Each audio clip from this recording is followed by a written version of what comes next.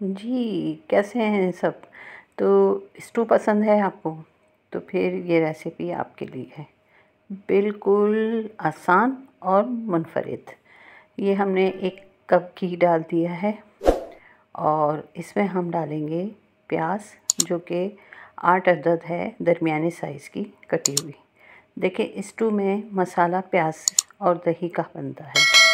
तो इसको प्याज को डाल दिया, इसमें ये मसाले डलेंगे। ये 10 से 15 हरी मिर्चें हैं, साबुत गरम मसाला है, लहसुन की डंडी है, गोश्त गलाने के लिए है, गोल लाल मिर्चें हैं 20 के करीब, और 2 तेज़ पत्ते हैं, लहसुन अदरक का पेस्ट है।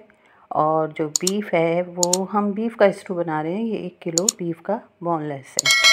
तो ये बहुत ही मज़े का बनेगा इंशाल्लाह इंशाल्लाह। ये देखें, प्याज अभी ब्राउन हो रही है। जब ये ब्राउन हो जाएगी तो हम इसके अंदर साबुत गरम मसाला डालेंगे। तो बहुत आसान रेसिपी है, मैं आपको बार बार बता रही हूँ, लेकिन जायका ऐसा कि आप मुद्दतों याद रखें।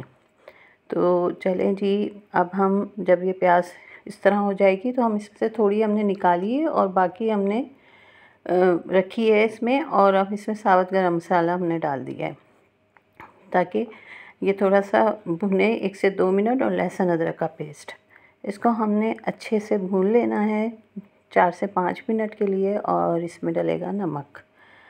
और आप देखिएगा कि ये कितना झटपट बनता है। वो झटपट इस तरह से बनेगा कि बस जो टाइम गोश्त गलने में लगेगा सिर्फ वही लगेगा।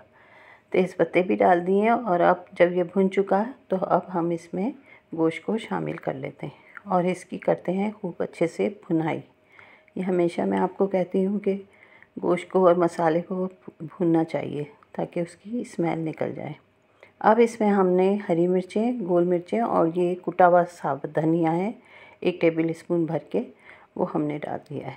ये देख रहे हैं आप, इतना खूबसूरत लग रहा है। इतना ही खूबसूरत इंशाल्लाह आखिर तक रहेगा। और जायका उफ़, पूछें मत, बहुत ही मज़े का। और नान के साथ तो क्या मज़े आने वाले।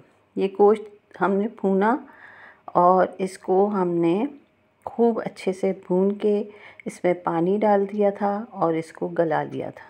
अब गलाने के बाद इसकी दोबारा भुनाई शुरू हुई है। और अब हम इसमें दही को डालेंगे। ये 1 पाव दही है और आप इसको इसमें अच्छी तरह से मिक्स कर लें। और जब ये थोड़ा सा पकने लगेगा तो जो तली हुई प्याज थी हमारे पास, वो हम डाल के और इसको 5 से 10 मिनट दम पे रख देंगे। और ये मज़ेदार सा हमारा स्टू, शानदार, उफ़ क्या खुशबू और क्या जायका, तैयार हो गया। ये देखिए, हरा धनिया डालें, ऊपर से बारीक कटी हुई अदरक डालें और एंजॉय करें। तो बनाइएगा ज़रूर मेरे कहने से एक बार। तो फिर इंशाल्लाह मिलेंगे नई रेसिपी के साथ। अल्लाह हाफ़िज़।